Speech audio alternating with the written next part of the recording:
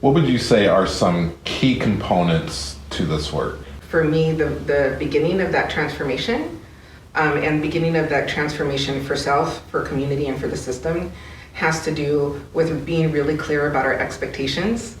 The expectations of how we want to be treated and how we treat others, not just at work, but in our lives. So being really clear, I call those agreements. Don Miguel Ruiz talks about the 4 agreements, but having that clarity about like, what are our expectations? Because when expectations are broken, that's how harm happens.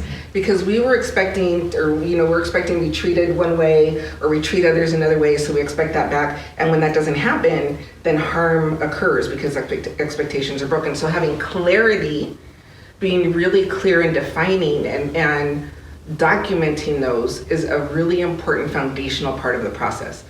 How do we want to treat one another in our team, in our classroom, in our organization? And co-creating that is essential.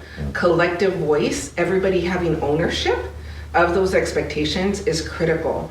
And that then leads into the development of our values and our belief statements, which are the North Star of who we are and why we are, which again goes back, can help you address and prevent harm, and like really not just restore relationship, but build relationship and community. So that's the foundation. And this work of agreements, beliefs, mission, and vision, it's something that every organization has. A lot of teams do it. But where it goes wrong is that a key number of people, or like the leaders, do it, and then they just bring it forth, or they send a survey and they say that they've gotten input. But we do this work with everybody in the room. And it does take time, but when everybody's voice is heard, then there's ownership. It belongs to all of us. So that's the foundational piece. And from there, we work on like the restorative communications, both the way that we talk and our listening.